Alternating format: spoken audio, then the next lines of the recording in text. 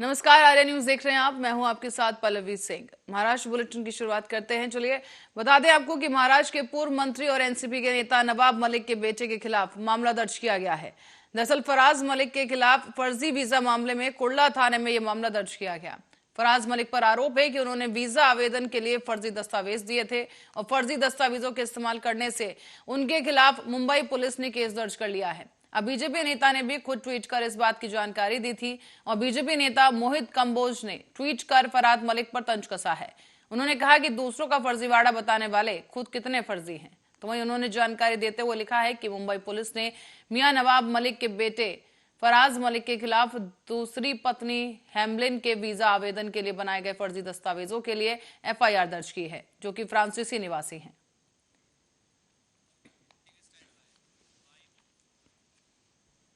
और मुंबई के डिडोशी पुलिस ने 2 शातिर चोरों को गिरफ्तार कर लिया है। बताया जा रहा है कि ये चोर बीवी से जुदा होने के बाद उससे मिलने के लिए पार्किंग में खड़ी गाड़ियां चुराता था और उन गाड़ियों से बीवी को सैर सपाटे कराने के बाद गाड़ी को ठाणे में छोड़कर दूसरी गाड़ी चुराकर मुंबई लौटते थे।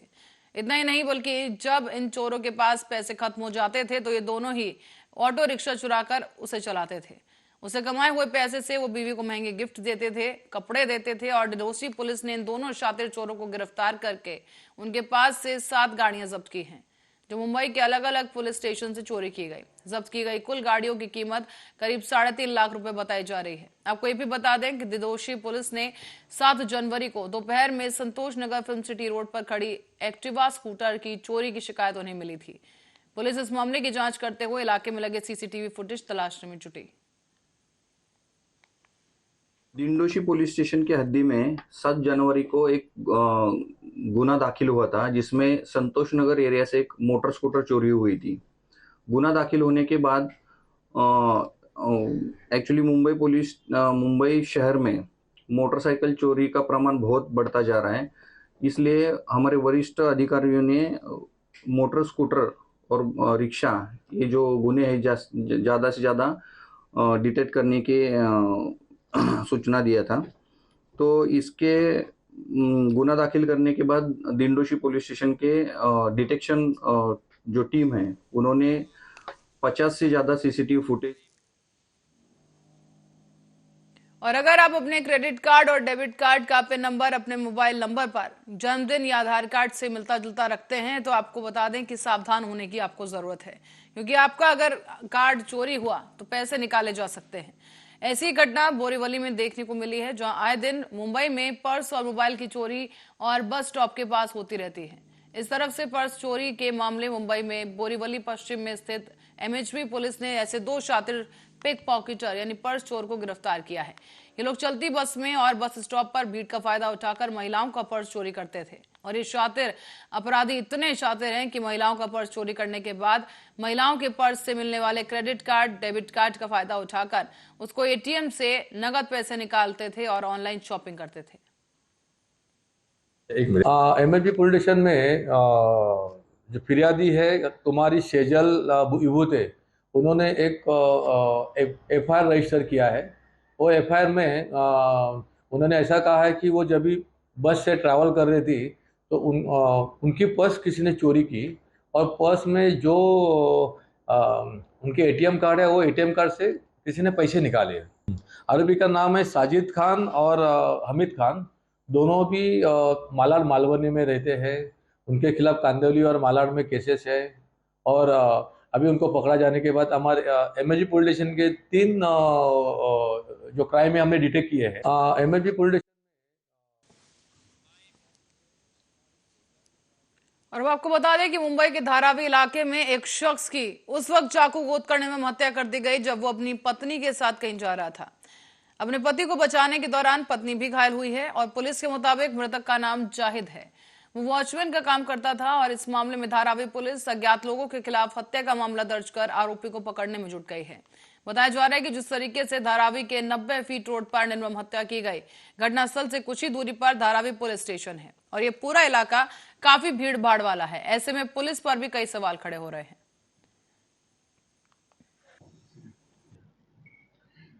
सर, धारावी पुलिस स्टेशन की हद में एक शख्स की मौत हुई है, हत्या हुई है। कितने बजे की घटना है और क्या कोई जानकारी है सर? देखिए, आज धारावी पुलिस स्टेशन के इलाके में 90 फीट रोड के ऊपर एक रास्ते के ऊपर एक शख्स अपनी वाइफ के साथ जा रहा था। उसका नाम जाहिद अली है। तो उसके दो लोग आए और उन्होंने उनको लात मारी गाड़ी के ऊपर, और गिरने के बाद उसको स्टैब किया है राइट साइड के पास, और तो उसके अंदर उसकी मौत हुई है। उसका नाम है जाहिद अली है।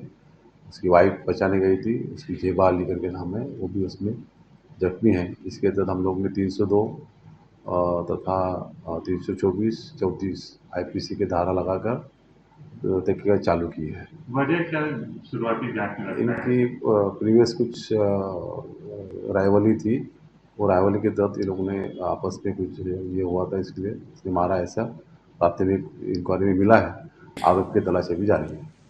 इस मामले में जो अभी मुंबई इंटरनेशनल एयरपोर्ट पर राजस्व खुफिया निदेशालय यानी DRI ने ऐसे दो लोगों को गिरफ्तार किया है जो अपने सामान के साथ गोल्ड छुपा कर ले जा रहे थे। दोनों शख्स गोल्ड पेस्ट करके वहां पर तस्करी कर रहे थे और मंगलवार को DRI ने 4.54 करोड़ रुपए के सोने की तस्करी के आरोप में इन दोनों को गिरफ्तार किया है। आरोपी की पहचान मोहम्मद सलमान और अब्दुल बासित के रूप में हुई है। DRI अधिकारियों की माने तो आरोपियों ने अंडरवियर में सोना छुपा कर रखा था और ये दोनों ही मुंबई के अंतर्राष्ट्रीय हवाई अड्डे पर उतरने के बाद गिरफ्तार इन्हें किया गया है। अधिकारियों ने कहा है कि उन्हें इनपुट मिला था कि मंगलवार की तड़के दुबई से मुंबई जाने वाली यात्रियों के एक सिंडिकेट के द्वारा पेस्ट के रूप में सोने की भारत में तस्करी की जा रही है।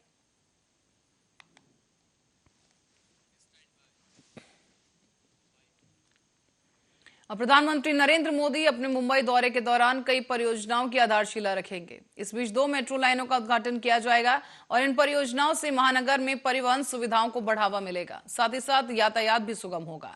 प्रधानमंत्री मोदी के इस दौरे से पहले अब बीजेपी नेता और कार्यकर्ता खासा उत्साहित हैं और इस बीच मुंबई में पुलिस ने भी प्रधानमंत्री की सुरक्षा को लेकर पुख्ता इंतजाम किए हैं।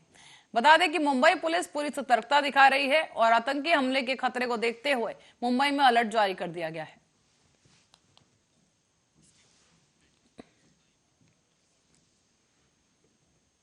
और मुंबई के मलाड से खबर है, जहां पुलिस ने चोरी के मामले में 3 शातिर चोरों को मध्य प्रदेश के रतलाम से गिरफ्तार किया।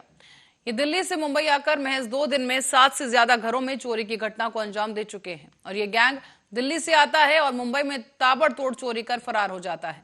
ये गैंग पश्चिम बंगाल का रहने वाला है, जो कि लगातार 25 सालों से 100 से ज्यादा घर तोड़कर चोरी को अंजाम दे चुके हैं। मुंबई में पहली बार मलाड पुलिस ने इन्हें गिरफ्तार किया है और पुलिस ने इनके पास से 10 लाख का माल भी जब्त किया है। तारीख को एक लिबर्टी गार्डन एरिया मलाड में एक बंद घर में दिन में 4 साढ़े 4 का अंदाजा घर फोड़ी की घटना हुई थी। 1,87,000 का सामान, जिसमें कुछ सोना चांदी था, लैपटॉप था, थोड़ा कैश था, वो चोरी हुआ था। इमीडिएटली हमने उसमें 4-5 टीमें बनाई। ACP रेणुका वागले मैडम, सीनियर PI अडाने साहब, इन सब के पर्सनली ये देख रहे थे। इन सब ने विजिट किया क्राइम सीन का और हमको जो डाउट आया उस हिसाब से हमने पूरा इन्वेस्टिगेशन शुरू किया और 2 दिन में ही हमको आरोपी के बारे में क्लू इसमें मिला और 14 तारीख को वो ट्रेन से ट्रैवल कर रहे हैं दिल्ली, ऐसी राजधानी से हमको खबर मिली। इमीडिएटली हमने रेलवे पुलिस फोर्स से कांटेक्ट किया। महाराष्ट्र में नवनिर्माण सेना के नेता संदीप देशपांडे ने आदित्य ठाकरे पर भ्रष्टाचार के अनगिनत आरोप लगाए हैं। संदीप देशपांडे ने एक पत्रकार सम्मेलन को संबोधित करते हुए कहा कि आदित्य ठाकरे ने पिछले 2 से 3 दिनों में BMC में सड़कों की मरम्मत को लेकर कथित भ्रष्टाचार किए हैं और जो आरोप लगाए हैं वो स्वागत योग्य हैं, लेकिन आदित्य ठाकरे को BMC में हुए कई अन्य घोटालों पर भी बात करनी चाहिए। जिस प्रकार से आदित्य ठाकरे साहब ने जो बात कही है महानगर पालिका में, जो अभी CC सीमेंट के ऊपर का जो रोड कॉन्ट्रैक्ट है उसके ऊपर पे, तो हमारा ये कहना है कि उन्होंने और बहुत सारे मुद्दों पे बात करनी चाहिए जो कि 2011 से चालू होते हैं, जब से वो सक्रिय हुए हैं। 2011 में एक टेंडर निकला था रोड कॉन्ट्रैक्ट का जो 3 साल के लिए दिया गया था, जो सिटी के लिए 278 करोड़ का था, ईस्टर्न सबअर्ब के लिए 352 करोड़ का था और वेस्टर्न सबअर्ब के लिए 339 करोड़ का था। अभी ये जो कॉन्ट्रैक्ट दिया गया था उसमें भी वही 6 लोग थे, 6 कॉन्ट्रैक्टर थे जो 2011 से लेकर 2017 तक कंटिन्यू थे। उनमें कोई कंपटीशन नहीं थी, अपने आप में कार्टेल करके उन्होंने कॉन्ट्रैक्ट लिए थे और इस प्रकार से लिए थे कि ये कॉन्ट्रैक्ट में तुम थोड़ा आगे बढ़ो, ये कॉन्ट्रैक्ट में मैं थोड़ा पीछे रहता हूँ, ये कॉन्ट्रैक्ट में मैं आगे बढ़ता हूँ, तुम थोड़ा पीछे रहो। इस प्रकार से पूरा कार्टेल उसमें किया गया था। 2012 में इसी महानगर पालिका में एक स्कूल के जो विद्यार्थी होते हैं उनको जो वस्तुएं दी जाती है उसका एक घोटाला हुआ।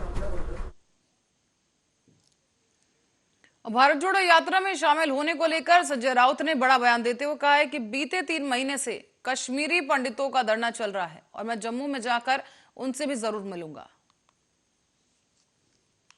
30,000 कोटीचे उद्योग किंवा गुंतवणूक महाराष्ट्रात खरोखर येणार असेल तर त्याचे स्वागतच केलं पाहिजे। पण मी परत सांगतो, खरोखर झाले असतील तर आणि खरोखर हे उद्योग येणार असतील तर त्याही पेक्षा आमच्यासाठी गंभीर गोष्ट अशी आहे महाराष्ट्रासाठी की साधारण 2.5 लाख कोटीची गुंतवणूक जी महाराष्ट्रात होणार होती ती आमच्या डोळ्यासमोर निघून गेली। त्या संदर्भात ना मुख्यमंत्र्यांनी प्रयत्न केले परत आणण्यासाठी, ना उपमुख्यमंत्र्यांनी केले, ना उद्योगमंत्र्यांनी केले। आता डावसला जी जागतिक जत्रा भरते गुंतवणूकदारांची, त्या जत्रेतून काहीतरी 1.25 लाख कोटी आणणार आहेत। ते आल्यावरती बोलू आम्ही, जेव्हा येईल त्या उद्योगांची ते पायाभरणी होईल, लोकांना रोजगार मिळेल, तेव्हा आम्ही त्याच्यावरती मत व्यक्त करू। पण आता जर खरोखर त्यांना काही यश आला असेल तर आम्ही स्वागत करू। जम्मू कश्मीर आप जाने वाला है तो क्या कश्मीरी पंडित से भी मिलने वाले हैं? डेफिनेटली क्यों नहीं मिलूंगा। मैं जम्मू में जा रहा हूँ, जम्मू कश्मीर की भूमि पर जा रहा हूँ, वहाँ का सिख समाज है उनसे मिलूंगा, उनकी कोई समस्या है। वहाँ कश्मीरी पंडितों का 3 महीनों से धरना चल रहा है, मैं वहाँ भी जाऊँगा। और भी बहुत से मेरे अपॉइंटमेंट्स हैं, खास करके राहुल गांधी जी की भारत जोड़ो यात्रा में मैं शामिल होने जा रहा हूँ। सर, नागपूरमधले पदाधिकारी नाराज झाले, त्यांनी राजीनामे दिले, काही पालिकेने घेतले। नागपूरमधल्या काही पदाधिकारी नाराज झाले, त्यांनी राजीनामे दिले। मला माहिती। सर, और आगे बढ़ते हैं अगली खबर की ओर। फेसबुक पर दोस्ती और प्यार का झूठा नाटक करने का व्यापार आम हो चुका है और ऐसे में एक युवती को यहां पर गिरफ्तार किया गया है जो कि व्यापारी और अमीर लड़कों को ब्लैकमेल कर उनसे पैसा वसूल करती थी। इस युवती की पोल खुल गई है और मुंबई की कस्तूरबा मार्ग पुलिस ने प्रियंका मोहन वैद नाम की इस युवती को उसके साथी राजू सुरेश पुजारी के साथ गिरफ्तार किया है। ये लड़की फेसबुक पर अमीर लड़कों को और व्यापारियों को पहले दोस्त बनाती थी और बाद में उनके अश्लील मैसेज, फोटो और वीडियो भेजकर ब्लैकमेल कर लाखों रुपए वसूल करती थी। सुरेशी, मी नोकरी करतोय, मी बोरिवली परिसरात राहतोय। बोरिवली परिसरात असताना बोरिवली परिसरातील एक चांगला मुलगा जो सुशिक्षित आहे, ज्याच्याकडे नाव चांगलं कमवते, या नावाला बघून एक इथल्या महिला आहेत प्रियंका वैद्य, राजू पुजारी, हे दोन एक हनी ट्रॅप सारखा आहे प्रकार। त्यांनी त्या मुलाला फ्रेंड रिक्वेस्ट पाठवून त्यांच्याशी मैत्री करणार, मैत्री करण्याच्या नंतर त्यांचा फेसबुकवरून व्हॉट्सअप नंबर मागवणार, व्हॉट्सअप नंबर मागवल्याच्या नंतर त्यांच्याशी चांगली जवळीक मैत्री बनवण्याचा प्रयत्न करणार। मैत्री करत बोलत मग 1-2 कार्यक्रमात त्यांनी कुठे आहात काय नाही भेटा मला बोलणार। भेटल्याच्या नंतर एक 10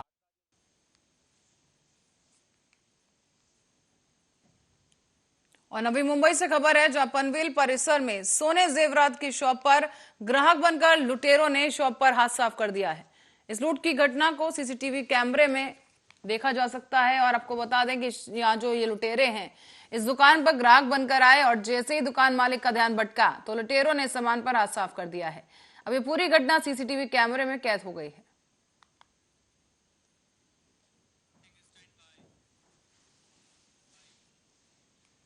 और दिल्ली के रिठाला से मामला सामने आया जहां पर आम आदमी पार्टी के विधायक मोहिंदर गोयल ने सदन में रिश्वत मिले नोटों की गड्डियां दिखाई हैं। यहाँ आपको बता दें कि विधायक ने पूरा मामला बताते हुए कहा कि बाबा साहेब अंबेडकर अस्पताल में नर्सिंग समेत कई पदों पर भर्ती के लिए टेंडर निकाला गया और इसमें बड़े स्तर पर पैसे की उगाही होती है। आप विधायक ने यह भी कहा है कि अस्पताल में कई पदों पर भर्ती पाने के लिए सरकार का कॉलेज है कि 80% पुराने कर्मचारियों को रखता है, लेकिन ऐसा होता नहीं है। ऐसे में बड़े स्तर पर उगाही होती है और नौकरी हो जाने के बाद भी इन कर्मचारियों को पूरे पैसे नहीं मिलते। ठेकेदार उनमें से बहुत पैसे खुद लेते हैं और कर्मचारी इस मामले को लेकर अस्पताल में स्ट्राइक पर बैठे हैं। वहां उनके साथ मारपीट होती है। मनी के तौर के ऊपर उन्होंने मुझे दी थी, जिसके अंदर मैंने लिखा हुआ है कि ये रिश्वत का पैसा ये लोग मुझे दे रहे हैं और मैं रंगे हाथों इन आदमियों को पकड़वाना चाहता हूं, लेकिन कोई कार्रवाई नहीं की। ये वो पैसे हैं, वो बंडल है जो सुरक्षित है। मैं विपक्ष के साथियों से भी कह रहा हूं, इस काम का राजनीति करना हो। मैं अपने साथियों से भी कह रहा हूं, सत्ता पक्ष के जितने भी साथी हैं, इस बात का राजनीति करना हो। ये मैं मुद्दा जो उठा रहा हूं, ये जनता का मुद्दा उठा रहा हूं। जनता की आवाज इस सदन के अंदर उठाने के लिए सभी मेंबर्स आते हैं। ये पैसे, ये वो रिश्वत के पैसे हैं जो टोकन मनी के ऊपर मुझे दिए गए। ये कि आप ये आवाज मत उठाओ, हमें ये पैसा लेने दो। इस मामले में मैं एलजी साहब से भी मिला हूं, एलजी साहब को भी पत्र लिखा है, मैंने सीएस साहब को भी लिखा है, मैंने हर दरवाजे के ऊपर मिला हूं। अपनी जान जोखिम के अंदर डालकर मैं ये काम कर रहा हूं, क्योंकि वो इतने दबंग व्यक्ति हैं कि मेरे साथ भी वो कुछ कर सकते हैं।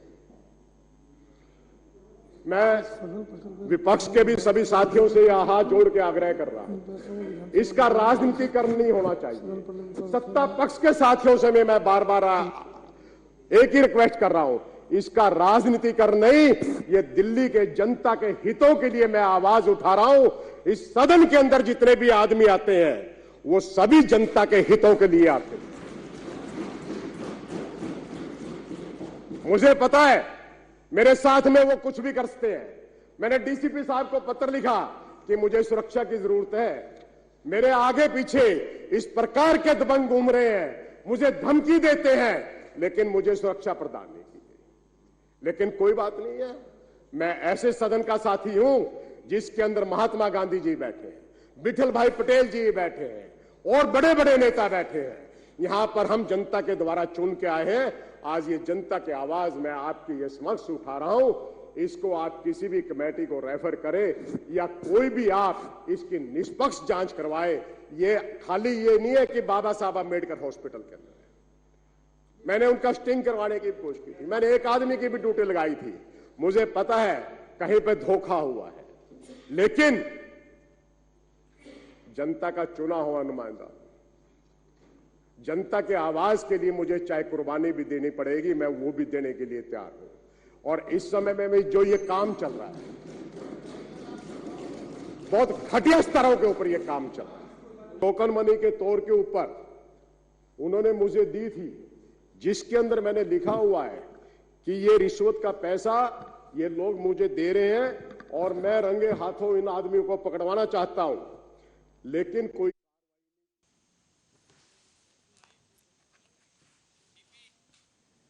खबर अब गोरखपुर से है। यहाँ आपको बता दें कि आभा ऐप से मरीजों को राहत मिल रही है, लेकिन फिर भी कुछ मरीज ऐसे हैं जो इसका इस्तेमाल नहीं कर रहे हैं।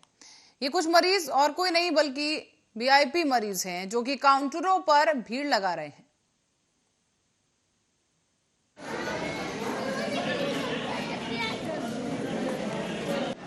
ये आभा ऐप मरीजों के हित में है, हम डॉक्टर भाइयों के हित में, और जो मरीज काफ़ी देर से घर से बुजुर्ग हैं जो इस उम्र में खड़ा नहीं हो पा सकते हैं, उनके लिए ये, और सभी मरीजों के लिए, अगर आपको इमरजेंसीज है, जो कुछ भी है, उसके लिए आभा ऐप को आपके आधार कार्ड से लिंक करके आयुष्मान भारत वाला आपको अभी जस्ट बताए हैं उन लोगों ने,